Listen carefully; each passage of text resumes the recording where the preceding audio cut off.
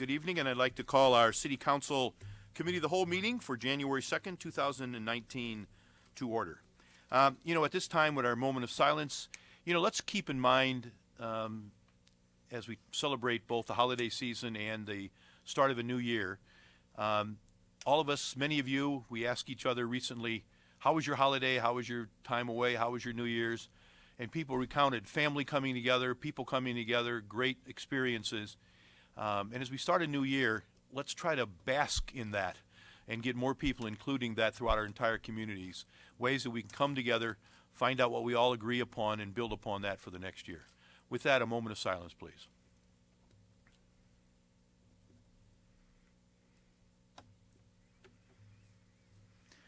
Thank you very much. Alderman Tompkins, would you lead us in a Pledge of Allegiance?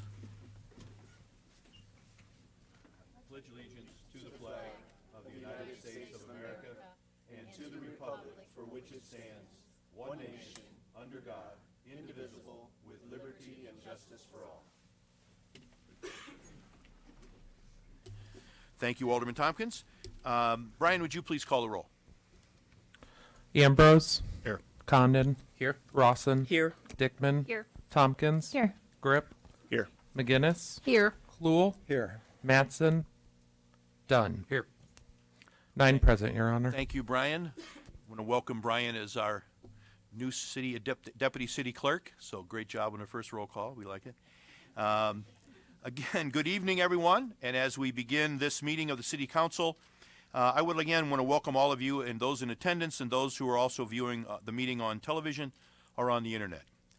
We respectfully welcome your comments and opinions, and please keep in mind that as you talk to this council, you're also sharing your thoughts with fellow Davenporters and with viewers throughout the region by way of our TV broadcast. We're happy that you're here and participating in your city government, and ask that your participation reflect a common desire we all share to make Davenport an even greater place for all of our citizens. For the children, adults, seniors, and families in our community, those in attendance and those watching at home, I thank you for joining us. At this time, we ask that you turn off or silence your cell phones or other electronic handheld devices, as they can be disruptive and interfere with the audio system here in the chambers. If you wish to address the council on a specific item that appears on a committee agenda, you are encouraged to do so during that standing committee. You will also have an opportunity to address the City Council under Public with Business portion of the meeting, which will occur toward the end. When addressing the council, I ask that you step to the podium, wait to be recognized by myself or the committee chair, and speak to the council as a body and not to any single member. We will ask that you limit your remarks to no more than 5 minutes, and I ask that everyone observe, and I know you all will, observe the commonly accepted rules of courtesy, decorum, dignity, and good taste. So with that, again, welcome everyone. We're glad you're here. And is there a city administrator update this evening? One quick reminder, Your Honor, we will start our fiscal 2020 budget workshops on Saturday, January 19th at 8:30 in this room, and we'll be meeting for 3 consecutive Saturdays, starting with operating budget, then the capital budget, and then going through any follow-up items, as well as the work plan. Great. Thank you. I want to thank both the council for working on priorities, but also our great city staff to put this together, and I know it's a great plan, and we're excited to roll it out for the community and talk more about it. Thank you for that. We have 3 public hearings this evening, and before we begin this part of the meeting, as you'll notice maybe in your agendas, I want to thank all of my colleagues up here. We made some changes in who will basically be leading the discussions and who will be setting the agendas. We think it's, and they were all excited about the fact of representing different areas, get a broader perspective. We've been trying to do that in all areas, so you'll see some of we call them committee chairs and vice chairs are somewhat different, and we're reinstituting another one of our groups, and I'll mention that as we go through. So again, Alderman Tompkins is now serving as Mayor Pro Tem. Alderman Dunn and Alderman Congdon will be working on Public Works. Alderman Grip and Alderman Dickman with Public Safety. The Community Planning and Economic Development, Alderman Rawson and Alderman Ambrose. And Alderman McGinnis will be the chair of our Community Engagement Committee. So we're looking at getting more involvement, continuing with that. Us as well, getting more experience, and they've done great work and continue to do great work, and I'm looking forward to this year working with all of them. To that end, we're going to start with a public hearing this evening, and the first public hearing, is for community development, and Alderman Rawson will lead that discussion. Thank you, Your Honor. We have 3 public hearings on the agenda this evening, and the first one, public hearing for the ordinance for case REZ 18-16, request of Rob Davis with Bush Construction to rezone 5.93 acres, more or less, of property located north of 58th Street and east of Utica Ridge Road from CO Office Shop District to R5M Medium Density Residential District. Is there anyone from the public that would like to comment on this item? Step up to the podium and state your name and address. Yes, I'm Fran Truitt. I live at 5905 Utica Ridge Road. And I'm, Go ahead. okay, Yeah. good evening. Thank you for allowing me to express our concerns. Do all of you have copies of the R5M zoning? We've received all that in advance, yeah. So you have it. So, okay. We see nothing about the proposed monolithic 4-story, 62-unit building that is compatible with these ordinances. It says walk-up apartments. Is this a walk-up apartments? Garden apartments? Well, I'm not really sure what that is, but does it fit into group or row house category, housing 2 or more families at a low density? Is it compatible with surrounding uses? It will be surrounded by 1-story condos on 2 sides and 2-story homes on the 3rd and a 1-story business on the 4th. It will definitely cause service problems. Utica Ridge is already crazy busy, and getting onto it from a side road can be a long wait. Adding another 90 to 100 cars would be a disaster. When the zoning board passed the change, they said it was because there was not enough opposition. We have no idea how many protests were sent, but at the fall meeting with Jim Davis that was held in our neighborhood, there were about 50 people there, and no one was happy about it, and no one spoke in favor of it. We are a neighborhood of over 50 and many elderly people like myself who do not drive at night, so there was not a big turnout to protest at City Hall. I did send a letter to Matt Flynn on November 13th asking for a list of homes that we should approach with a petition, but he never responded. We asked our alderman, Rich Kluel, if we should go door to door to get a petition signed. He told us not to bother because they are of little effectiveness. On December 4th, we received a memo from Matt Flynn saying, "Your protest has been registered. You may come to the meeting tonight at 5 p.m. and express your objections again tonight, but that is not necessary." That was the night the board approved the changes. Rob Davis of Bush Construction has proposed a 4-story apartment building called a co-op. It will be 55 and over, but some 55-year-olds still have teenage children and college students living at home. There will be 68 underground and 20 above-ground parking spaces. We think there will be many more cars than that. Rob Davis has provided us with no specifics, and we are concerned that if rezoning is approved, it will allow him to do anything he wants. When asked what he was doing with the northeast corner of the lot, he had no idea. We asked if the berms would remain. He had no idea. Drainage plans, none. How can he ask for approval of something without having plans finalized? Now, I did find out right before I came into the meeting tonight that he did deliver plans to Lakehurst Association, but Huntington at Crow Valley has never received copies of his plans. Have you folks already received them? The copies, okay. Well, I've never seen them, so I don't know. Okay, we would be accepting of a 2-story complex that would be compatible with surrounding homes and condos. There are no 4-story buildings within 3 to 4 blocks. Those of us on the property just north of the proposed building will be looking out our front window at a 4-story building just yards away. I'm not sure how many, as we've not seen the plans. Please pull in our driveway sometime at 5901 to 5907 Utica Ridge Road, and you will understand our concerns. We feel this project will negatively impact our property values and our quality of life. Please listen to our concerns. We have no problem with buildings that are compatible with R5M ordinances, but we feel a 4-story apartment building does not comply in any way.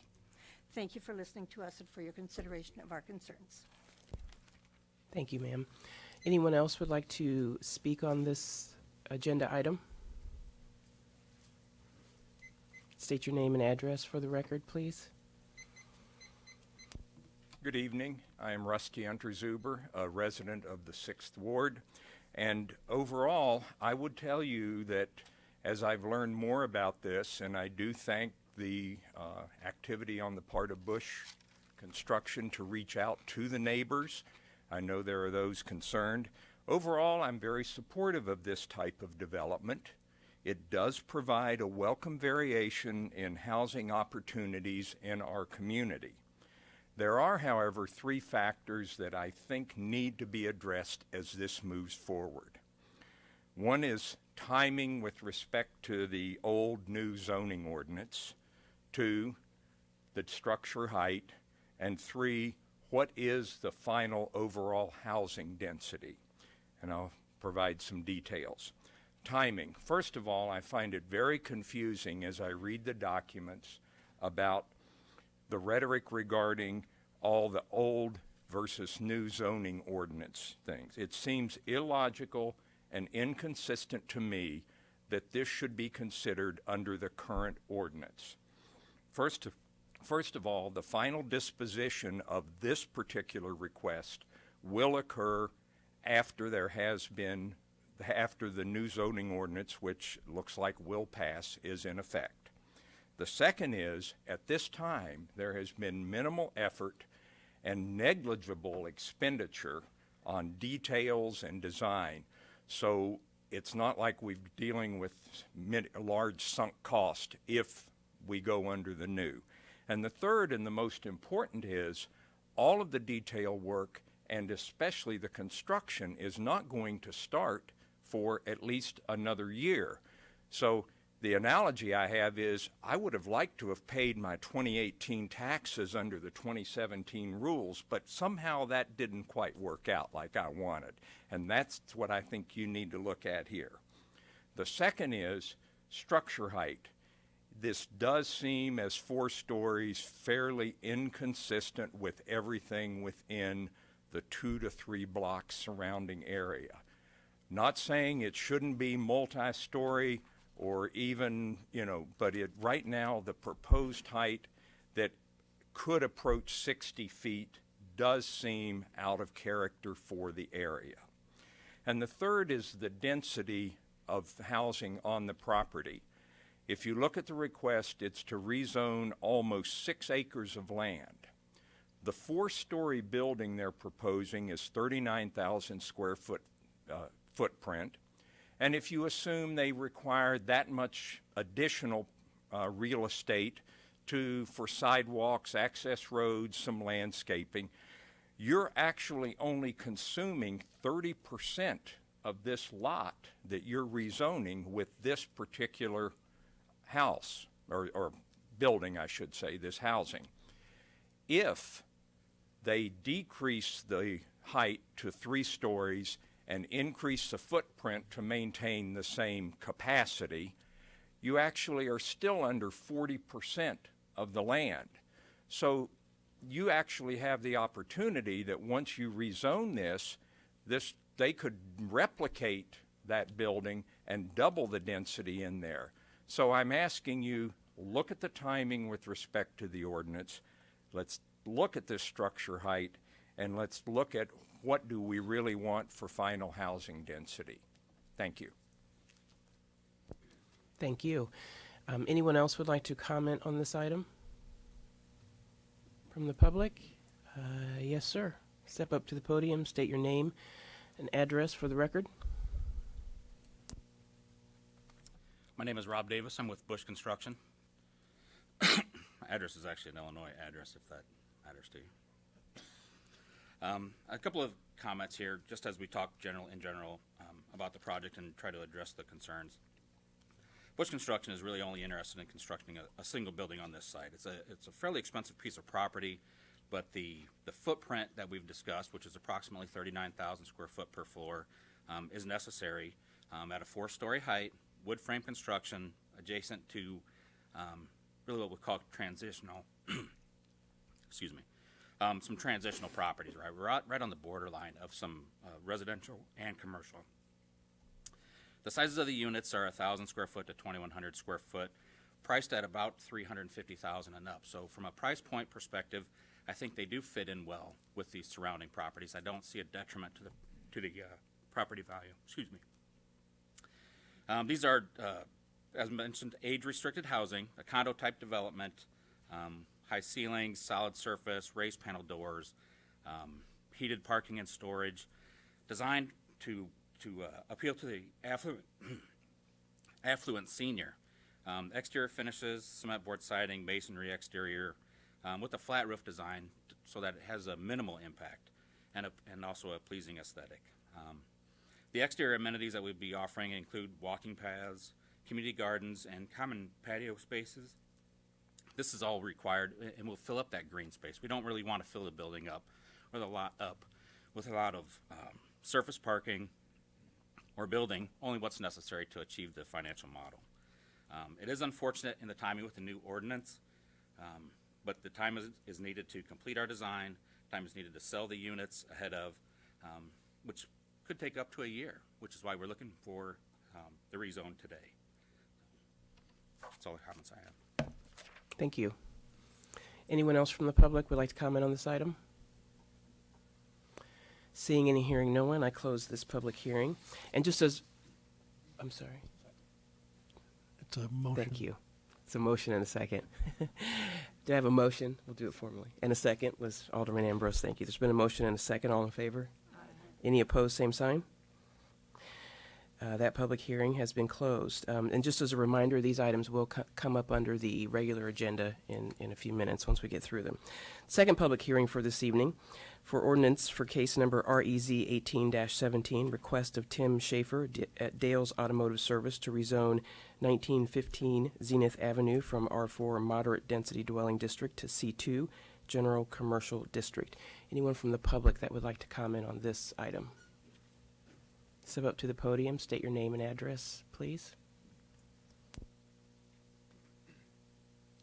Tim Schaefer, 3830 West Locust Street in Davenport. The reason for the change in rezone is to alleviate congestion issues with parking and on-street parking that we currently have right now at our automotive repair shop. And I think that this will help with an additional area into the back of my building. I can enter into the back of my building easier. It'll be safer. Take deliveries a lot easier for repair parts and etc. That's why I'm here. I want to make the changes. Thank you. Anyone else from the public would like to comment on this item? Seeing and hearing no one, I'd entertain a motion to close this public hearing. In a second. Thank you. There's been a motion and a second. All in favor, say aye. Any opposed, same sign. That public hearing has been closed. The final public hearing for this evening is for ordinance for case number REZ 18-19, request of St. Ambrose University for a rezoning from R4 Moderate Density Dwelling District and C2 General Commercial District to PID Planned Institutional District on .675 acres, more or less, and an amendment to a PID Planned Institutional District land use plan for the property located west of Harrison Street, north of West Locust Street, east of Brown Street, and south of West Lombard Street. Is there anyone from the public that would like to comment on this item? Yes, sir. Come to the podium, state your name and address, please. I'm Mike Poster, Vice President for Finance at St. Ambrose.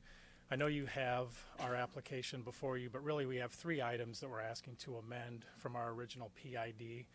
The first one is for McMullen Hall. It is the building on the corner of Locust and Gain Street on the southwest corner of our campus.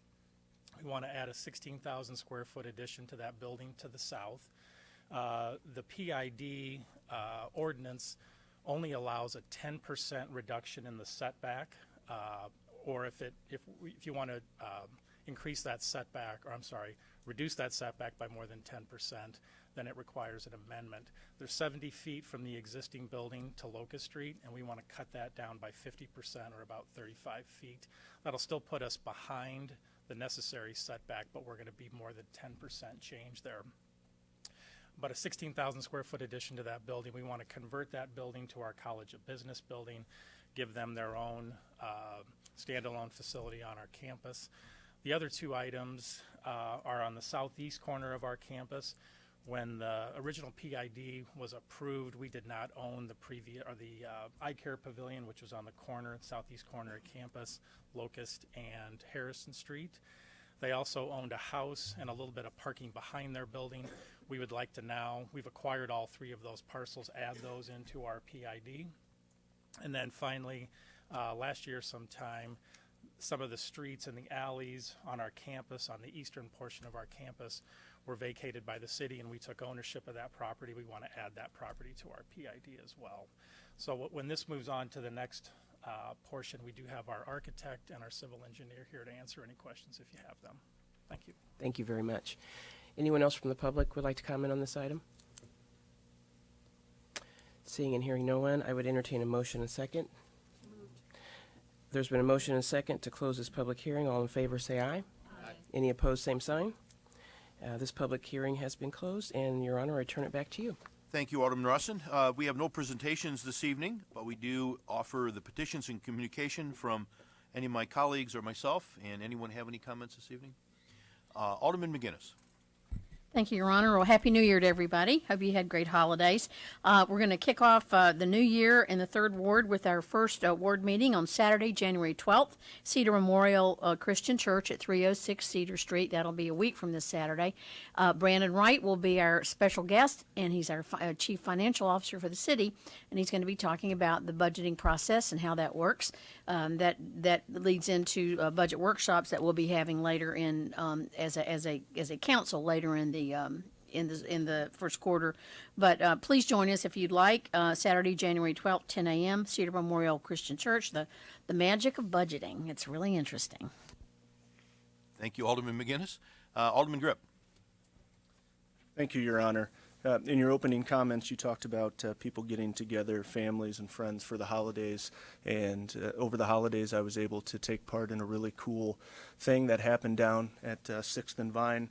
Alderwoman McGinnis, myself, Public Works, the Central Community Circle, Cafe on Vine, the 180 Zone, and Sisters of Humility have been working to get a roundabout put in at a 5-way intersection, and after at least a year of us working on it, it was finally there.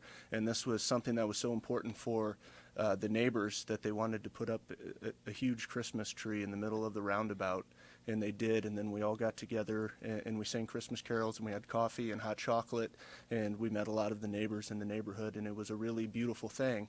And if you go down there right now, it's kind of primitive and it's ugly, but it's there, and I've promised it's going to continue to get better. So first off, I want to say thank you to our Public Works staff, because this is kind of something that we haven't really done. It's kind of a test model of we had it would have been $1 million to put a roundabout at that intersection, something that the neighbors really badly wanted, and we probably didn't have the money for that. So instead of just saying no, we got a little bit creative and put something there. And it's something the neighborhood's proud of. I think it's something that we can build on, and I'm proud that we were able to get it done. And I just want to ensure that we're going to get the paint done in the spring, make sure that we have a little bit upgraded signing, and then make sure that those the traffic cones are replaced with something that looks better. So thank you, and it was a really great experience. Thank you, Alderman Grip, and thank you for all those who participated in that. That is a great addition, so thank you. Alderman Kluhl. Thank you, Mayor. I'd like to announce the first ward meeting of the 6th Ward coming up this Monday. 6 p.m. is going to be at the Quad City Unitarian Church on Eastern Avenue. The council recently redoubled its support of the Putnam Museum, and I thought it would be important to have the CEO from Putnam come and talk to folks about why it is that they deserve that recognition from the City Council. I think the motto of the Putnam is, "This is where you belong," and I think that there's a lot of things going on out in West Davenport at the Putnam that really deserve recognition. So I would like to have you come, you folks from 6th Ward or any place in the region, stop by the Unitarian Church on the 7th at 6 p.m. and listen to Kim Finley talk about the Putnam Museum and why it's the place you belong. Thank you. Thank you, Alderman Kluhl. Alderman Ambrose. Thank you, Honor. Next Tuesday, the 4th Ward will be having a ward meeting at the Fairmont Library at 6 o'clock. We'll have representatives from Public Works and the Police Department, giving everybody an update on the public works projects from last year and how to keep your neighborhood safe. Look forward to seeing everybody there. And congratulations to the Alderman McGinnis for the roundabout. It's a pretty incredible idea. You know, that just shows why Davenport's America's greatest city. Thank you, Alderman Ambrose, and we think we all agree. We have, next is an area we have action items for discussion. This happens each week. Public hearings open up discussion areas, and now these are action items that are on our agenda. We go through all of these in detail as we move forward. And our first area, again, is community development, and Alderman Rawson will lead that discussion, and Alderman Ambrose will set the agenda. Thank you, Your Honor. We have 9 items under community development this evening. I'll begin with item number 1. It's a third consideration for ordinance for case number ORD 18-05, request of the City of Davenport to repeal and replace Title 17 of the Davenport Municipal Code entitled Zoning by adopting a new zoning ordinance and map and amending Titles 2 and 14 in order to make administrative changes to support the new code. Before I ask for anyone with public, I just want to make a note for everyone up here that I will be asking for a motion to amend, according to the green sheets, some of the changes that have happened since we've gotten public input. There's a list of changes that are in the packet that we just need to do an amendment for a little bit later, so I'll do that at the very end. In the meantime, is there anyone from the public that would like to comment on this item?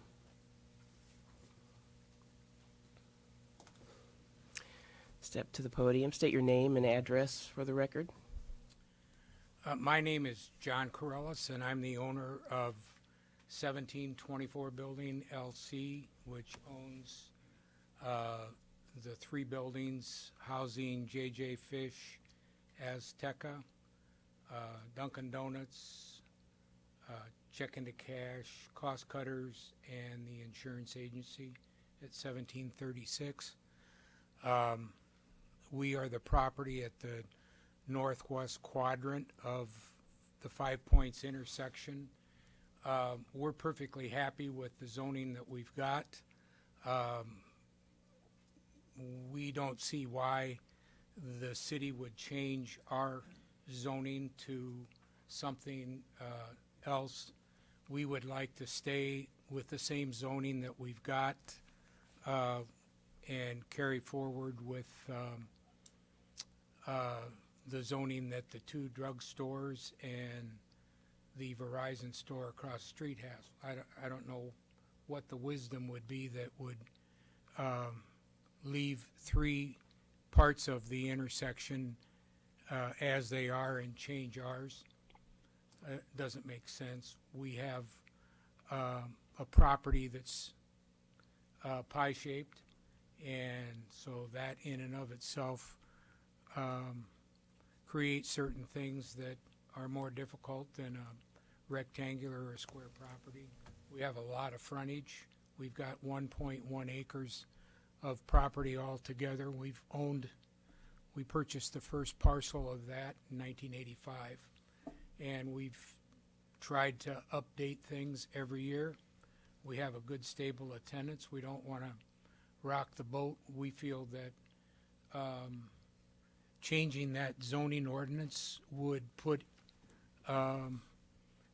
impact us, would impact the value of our property, and we would ask you to amend the proposal so that our property stays the same as the drugstore and the 2 drugstores, which are like-sized, whereas the Verizon store property is considerably smaller.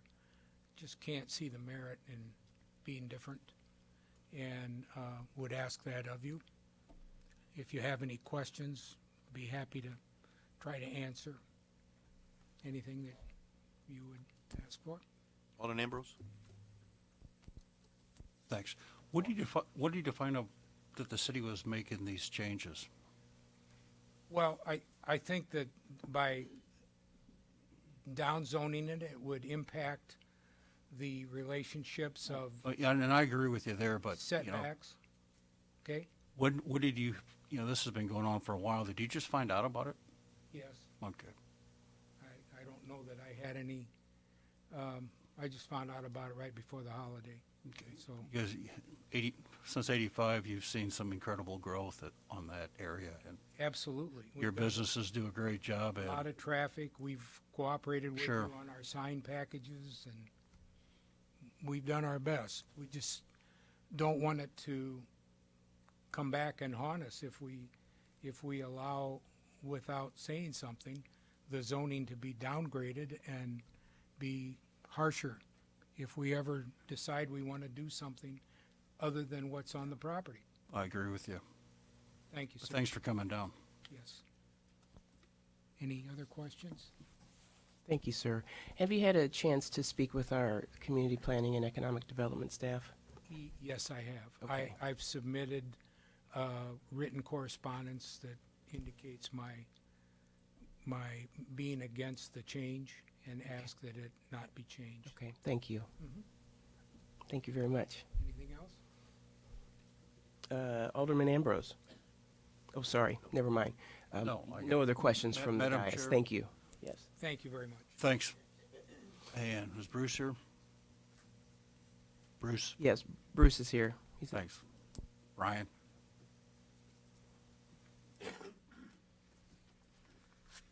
Ryan Rusnak with Community Planning, Economic Development. Ryan, you've done a great job on this ordinance change, but, I agree with this gentleman. He's been a great business partner for the city, and I understand his concerns. What can we do to protect his property from this? If there would just be a motion from City Council to change it on the map to C2, we'd be happy to make that change for the final. All right. Thanks, Ryan. Before we take any further action, can you just for the public describe the change from where that property is currently to what it would be changing to, just so there's an understanding there? Sure. Largely along the traditional corridors, Locust Street, Harrison Street, Brady Street, more of the traditional areas, the scale of buildings is much smaller because of the age of construction when it was constructed. The buildings tend to be a bit smaller. And so largely along those corridors, we proposed rezoning to C1 to better fit what the area was. C2 is more of an automobile oriented. Certainly you could argue that some of those corridors are automobile oriented, but the larger developments such as Walgreens and CVS, things like that, we designated C2. To be honest, I could see this property going either way, and so staff doesn't have an issue. If the council want that to be C2, we have no issue with that. Is there a distinct disadvantage to the property owner for the change with the new zoning? I think that there are some advantages to having there's some advantages going either way. So if you're more of a traditional development, there's less setbacks. You can build closer to the street. There's no parking requirements. And so if you have a smaller lot in a more of a traditional area, those would be the advantages. If you're more automobile oriented, C2 would be perfectly acceptable, and there's a small number of uses that would be allowed in C2 as opposed to C1, but they're not very great. Okay, thank you very much. Thank you. Any, Alderwoman McGinnis? Yeah, yes, Brian, I'm sorry. So, in the other, was there, do we know what the rationale was for this being rezoned differently in the new zoning changed as in comparison to the other ones around the intersection, or? It was really the scale of the development. Really, when we looked at, like I said, when we looked at something being a big box, we kind of looked at the CVS and Walgreens as being a bigger box. So there's C2. We left those as C2, and they are Right. adjacent to this property. Okay. We looked at this as being a retail business, and to be honest, I'm pretty sure we debated it going Okay. either way. All right. Okay. Thank you. Alderman Grip? It seems like you sent something back, sir, saying that you did not want to be rezoned, but has staff and the gentleman, have they gotten together to discuss this? And it sounds to me like there would be a benefit in doing that before we put a motion out on the floor where that discussion could be had and an agreement could be reached before next meeting, if that's appropriate. Thank you, Alderman Grip. Alderman Ambrose? Thank you, Madam Chair. Tom, can you give some direction on this issue, this issue? Well, if you leave it on discussion, which I assume it will be left on discussion, it can be amended next week without any issues. All right, thanks, Tom. All right, so is, per Alderman Grip's suggestion, is there interest in meeting? Where'd the property owner sit back down? I lost him. There you are, sorry. Do you have an interest in meeting with staff between now and, okay, can you arrange that, Bruce? Okay. Do you see him? Can you raise your hand, just in case? Connect before you leave. All right, thank you. Yeah. He's good. All right, thank you, sir. Anyone else from the public like to comment on this item? Anyone from council? Alderman Grip. Could I have Mr. Rusnick back up?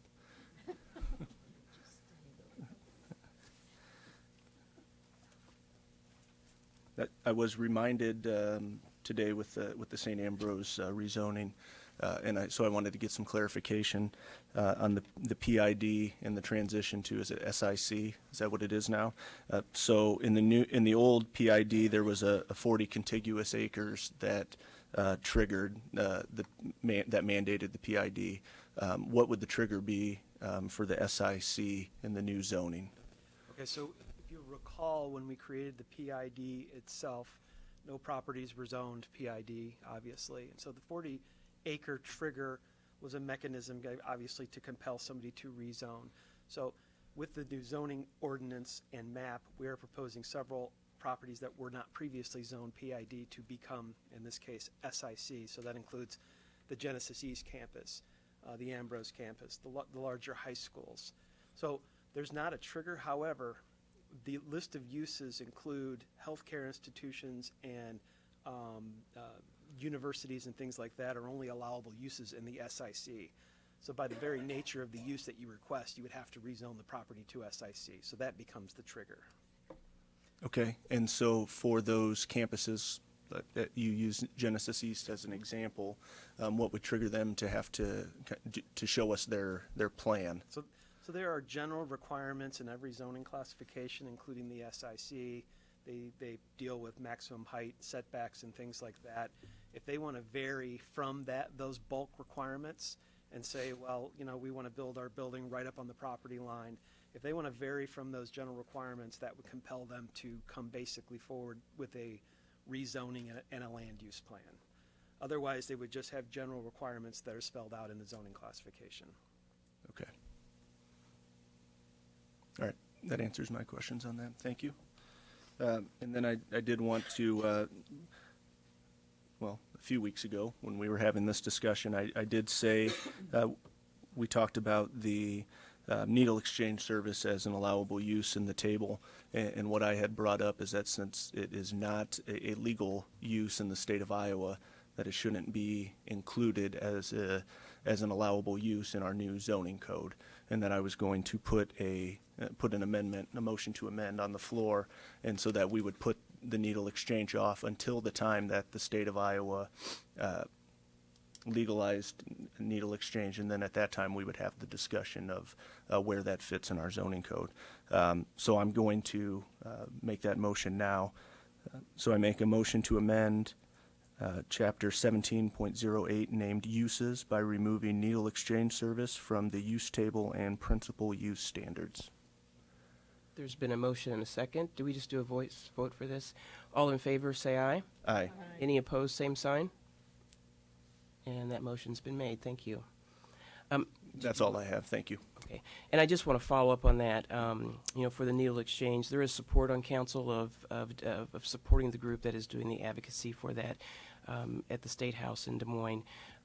So we do have we support that process, but until it becomes legal, I think it makes sense to take it off and have a deeper discussion down the road when it does become a legal thing that is offered here in Iowa, because we never know what the state's going to do. Yes, indeed. So anyone else with public comment on this first item from council? All right, I'd like to go ahead and make a motion in our green sheets. There was a list of amendments that have been made, a lot of these based on community input, so thank you for that. I'd entertain I'd like to make a motion to approve the zoning ordinance amendments as they are to date and the map amendments. Second. I have a motion and a second. All in favor, say aye. Any opposed, same sign. Thank you. And that will conclude item number 1 under community development.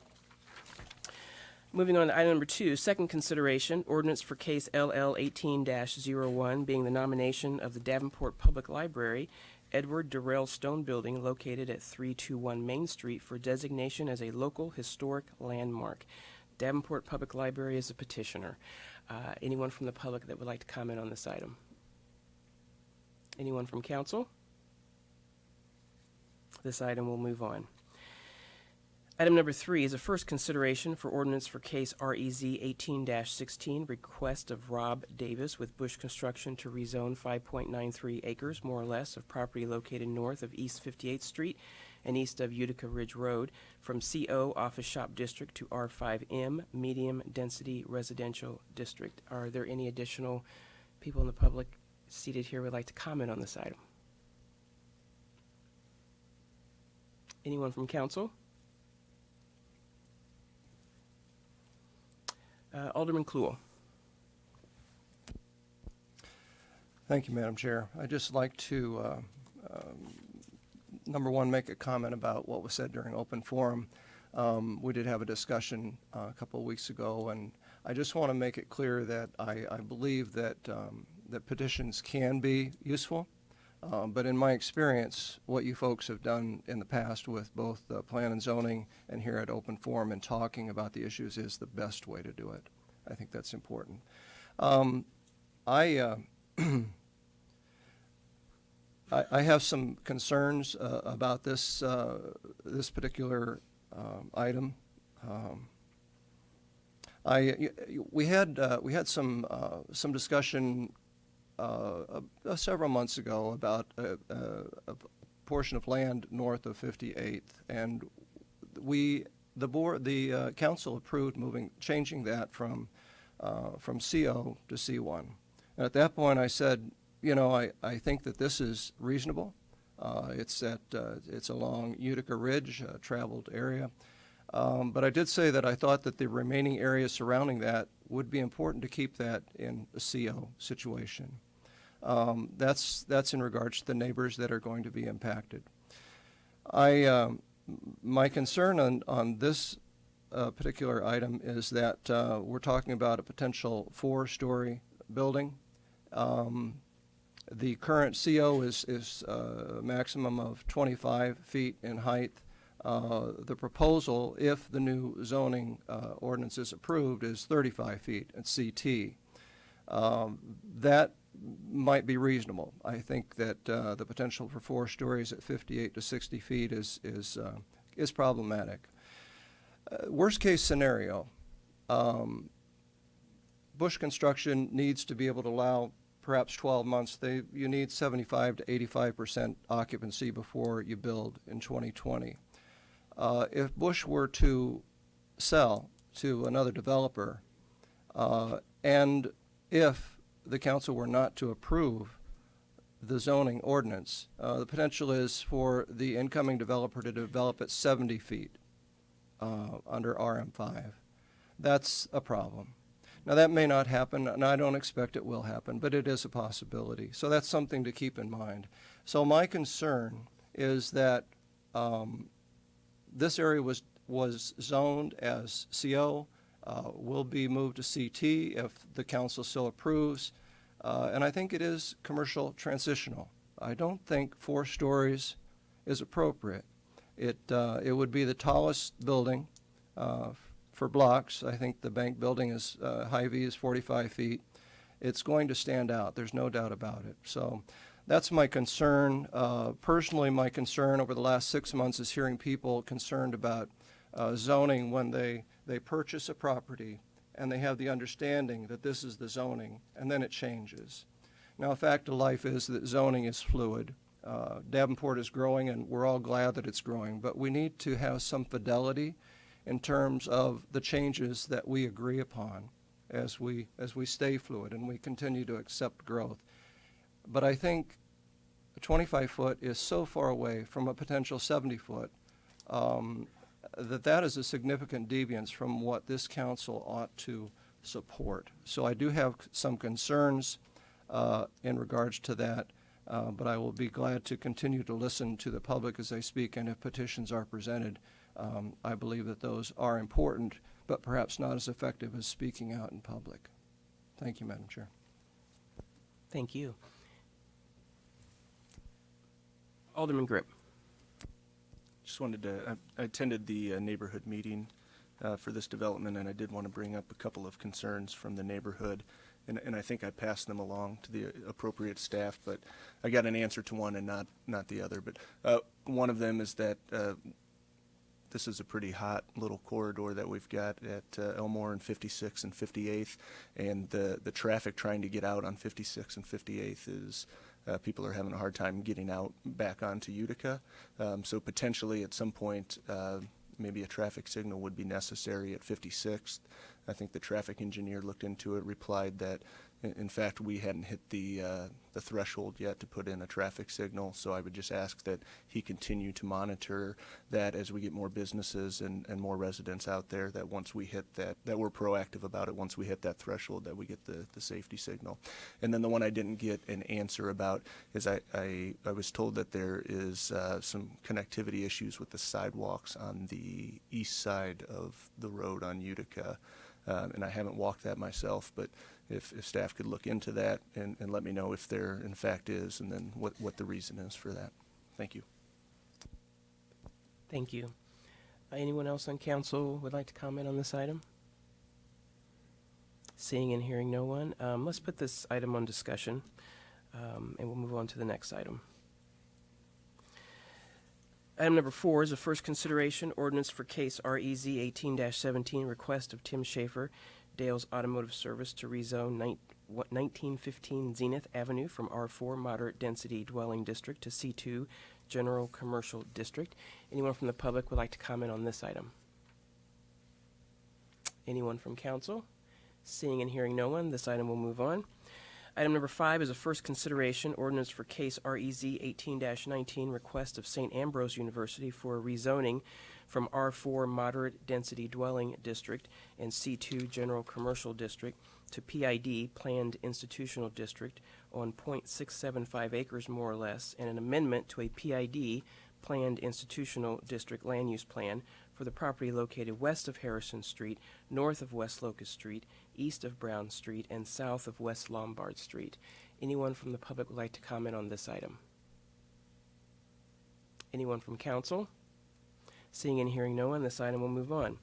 Item number 6, resolution for case P 18-06, being the request of WTC Investments, LLC, Davenport Series, for a preliminary plat for a 5-lot subdivision located south of East 53rd and east of Lorton Avenue. Anyone from the public would like to comment on this item? Anyone from council? Seeing and hearing no one, this item will move on. Item number 7 is a resolution for case F 18-14, being the request of WTC Investments, LLC, Davenport Series, for a final plat for a 5-lot subdivision located south of East 53rd and east of Lorton Avenue. Anyone from the public would like to comment on this item? Anyone from council? Seeing and hearing no one, this item will move on. Item number 8, resolution adopting the Downtown Design Guidelines, Downtown Davenport Streetscape Improvement Plan, Village of East Davenport Performance Standards, and Elmore Corners Design Guidelines. Anyone from the public would like to comment on this item? Anyone from council? I would like to ask someone from staff to come up and just kind of explain the why behind this. Ryan, thank you. Keeping Ryan busy. Ryan Rusnak, Community Plan Economic Development. These are documents that the council has previously approved. These are the Downtown Design Guidelines, the Village, and as well as the Elmore Corners. But what we're doing is, because the new zoning ordinance references these design guidelines, we felt it was appropriate for council to formally adopt them via resolution. So there's no question that they were ever adopted. Thank you. Thank you. And this item will move on. Last item on this agenda, motion setting a public hearing on the conveyance of a vacant lot at the northwest corner of 5th and Brady to VZ Properties, LLC. Anyone from the public would like to comment on this item? Anyone from council? This item will move on. And with that, I would ask Alderman Ambrose to set the agenda. Thank you, Madam Chair. Items 1 and 3 will be kept on discussion, and the rest will be put on. Consent? Thank you. You're welcome. There's a motion and a second. All in favor, say aye. Any opposed, same sign. And that concludes community development, Your Honor. Thank you, Alderman Russin and Alderman Ambrose. Our next area to be discussed is public safety. Alderman Grip will lead that discussion, and Alderman Dickman will set the agenda. Thank you, Your Honor. We have 2 items on the public safety agenda this evening.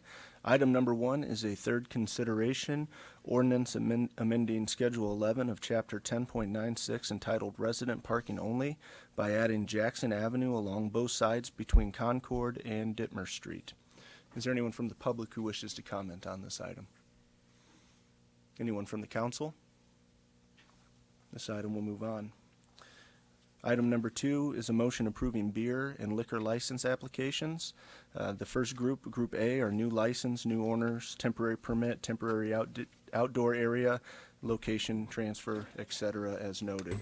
First ward, we have Emi's Golf Course. City of Davenport is the petitioner. 4500 West Central Park Avenue, outdoor area, license type C, liquor. Ward 3, we have Front Street Brewery, 421 West River Drive, outdoor area extravaganza, January 19th, 2019, license type C, liquor. The River's Edge, 700 West River Drive, outdoor area, license type B, beer. Zeke's Island Cafe on the Hill, 1509 North Harrison Street, outdoor area, license type C, liquor. Ward 6, Duck Creek Golf Course, 3000 East Locust Street, outdoor area, license type B, beer.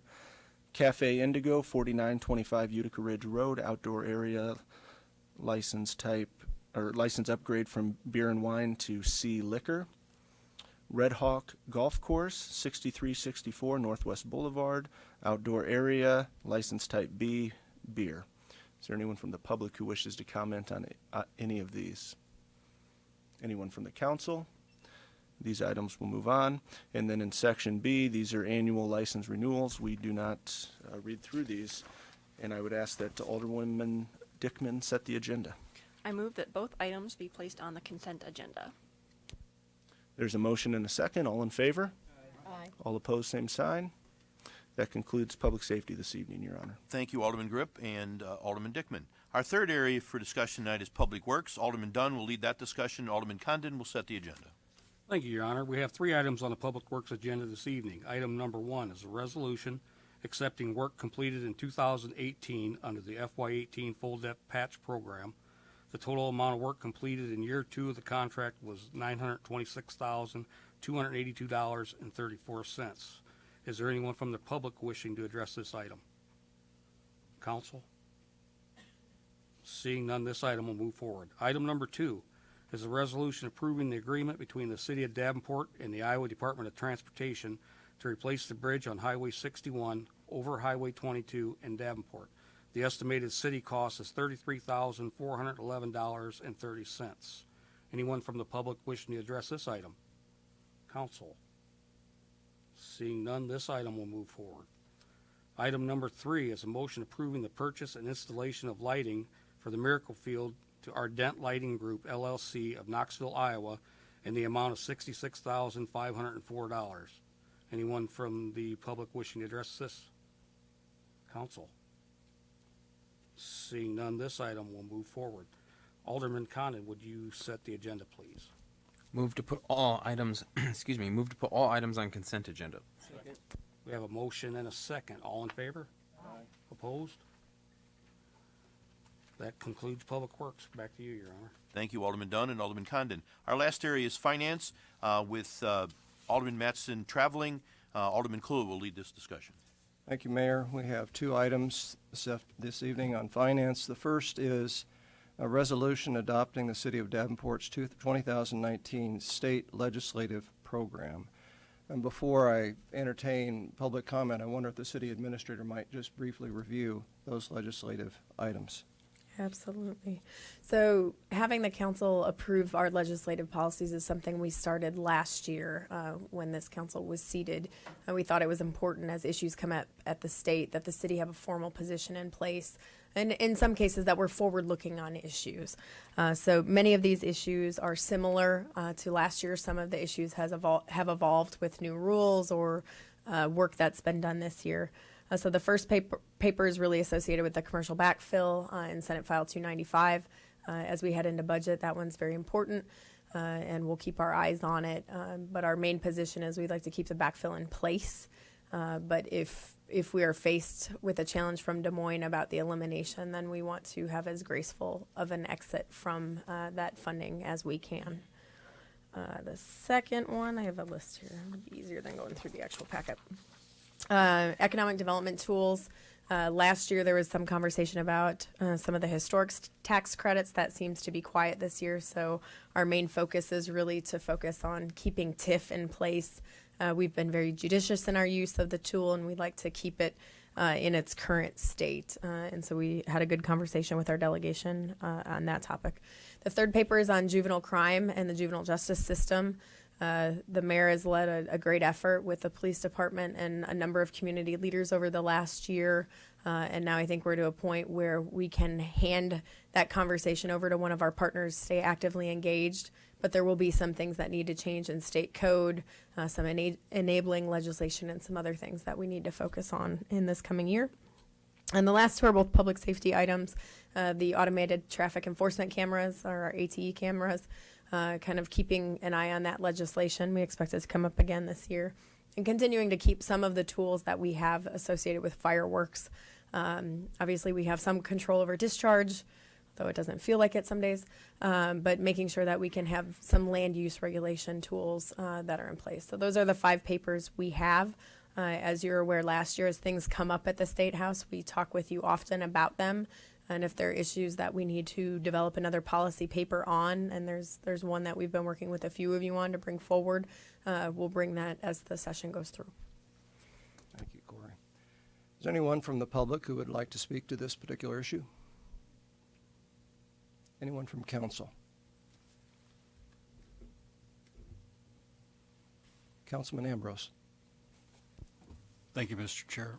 Corey, for the public, can you explain the backfill and give a little history? Because this is such an important issue, to clarify it a little bit for the public, and maybe we can get a greater public support. And maybe Tom will be the one to do it. It's up to you. I'll play the role of Brandon-ish. I think I have more of a voice than he does today. What was it, in 2013, the state rolled back commercial properties by 10% and multifamily properties by it's probably 40 to 50%. The target moves a little bit each year. And the commercial rollback went into effect immediately. Part of the legislation was, or the commitment, I guess, was that the state would backfill the cities. So as that money went away, it crept back that the state would backfill that money. So we were made whole. If the commercial backfill goes away, we go back to the assessed value receipts that we had in 2009. So essentially, we lose a decade of progress. On that. The multi-res rollback happens over time, so it's about, I think, a 6-year, does that seem right? Rollback, as we've talked, both as staff and the council, that's where some of our most critical services are provided with police, fire, and code enforcement. And so to continually lose that money in the area where those services are needed the most puts a lot of compression on our budget. Thank you, Corey. The state did that to make our economy strong, and they've been very successful as far as that goes, because Iowa's got one of the strongest economies in the country. But at the same time, the city of Davenport and other municipalities are, put in a tough position. So, as you see your legislators, ask them about that. Tell them how important it is for our community to stay strong. Thanks. Thank you, Alderman Ambrose. Any other questions, comments from council? Seeing none, this item will move forward. We have one more from Alderman Grip. Thank you. I just wanted to say that we continue to get better at this and be active at the state level, and I really appreciate that. And I just kind of want to draw attention that the majority of the items that we're saying are our priorities are tied back to public safety and being able to have the money to properly fund our police department and our fire department. And the other thing I would say is to my colleagues on the council, I think it's our duty to make sure we're reaching out on a personal level to our colleagues at the State House and asking them, kind of telling them how this is affecting or would affect public safety in the city of Davenport. I think that's probably the most important thing that we can do as a council. Thank you, Alderman Grip. Any further comments?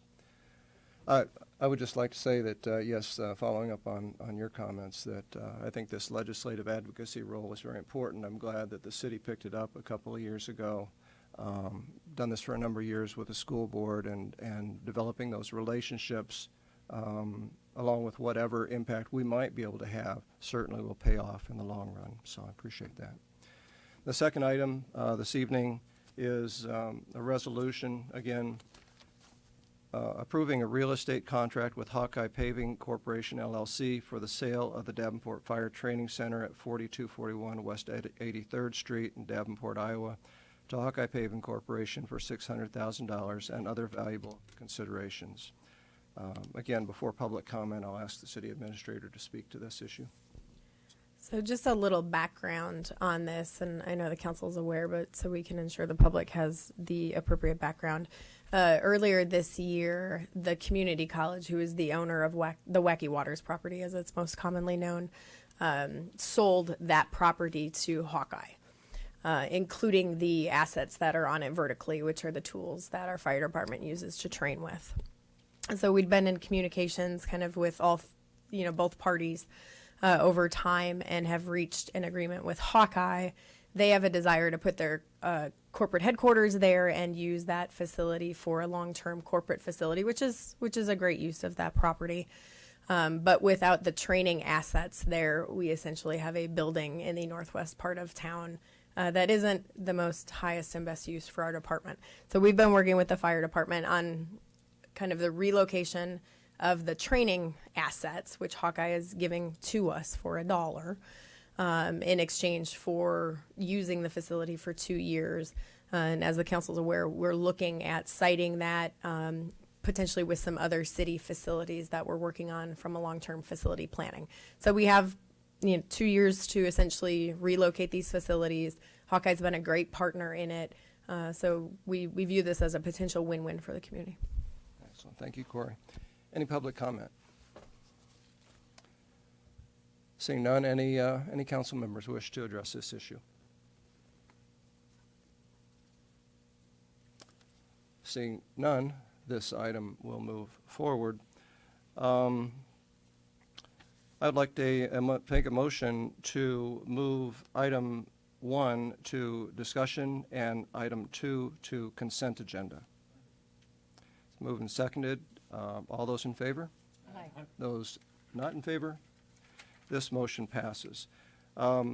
There are 5 items here for purchases of under $50,000, which is below the threshold for council to take public. So those things are there for your interest, and any questions that you might have, contact either Council Member Mattson or myself. We'd be glad to answer them for you, or certainly anybody on staff as well. So that concludes the finance meeting for this afternoon. Thank you, Alderman Kluhl. Do we have any other ordinance, resolutions, or motions this evening? Seeing none. Are there any public with business this evening? Yes, sir. If you come up, name your name, address, or ward, please. My name is Tom Jacobson. I live at 1501 Bridge Avenue in Davenport. I've lived on or about the area of Davenport, Bettendorf for 45 years or so, a little while. Anyway, I had the experience last spring of having someone have a complaint against me for how I kept my yard. I have a parking area behind my house and stuff like that. And so, I found out later that the complaint process is anonymous, and there wasn't any way in the world that I could address the issue with the person that accused me, you know. And apparently the staff is, you know, I dealt with the inspector, Mr. Twiner, and we came to, you know, a sensible arrangement. And yes, there was some things that I could have done better, and or didn't have time for, and things like that. Anyway, we solved those problems and addressed that and stuff like that. But I have a problem with this process of addressing these complaints over the internet with the people who just want to give you a hard time. I found out later, one of my neighbors, about the same day that the complaint was made, saw an individual who, after they described them to me, is somebody that's been giving me grief as far as practical jokes and other things like that for 20 years. This particular individual adamantly denies that he ever did anything like that, but my neighbors were confident enough about that I filed a complaint with the police department for trespassing, since he decided to go onto my property to inspect it before he made his complaint. My complaint with the police department fell on deaf ears, and Sergeant Jensen basically told me that his department doesn't have time to deal with an individual's complaint about trespassing. So I feel that this issue, allowing people to just file complaints, the particular individual that made the complaint lives in Illinois, or is from Illinois. He lives in Davenport in somebody else's apartment for 2 years, but he has property in Illinois, so he claims Illinois residence. So I would think that at least the city should be able to have the name of the person in case this kind of thing becomes a problem and it's a harassment situation. And I think that this anonymous internet-generated complaint system should be stopped. Thank you. Thank you. Anyone else from the public have anything to say this evening? Seeing no one. Are there any other reports of city officials? Seeing none, is there a motion to adjourn? Moved and seconded. All in favor say aye. Any opposed, same sign. Thank you. Meeting adjourned.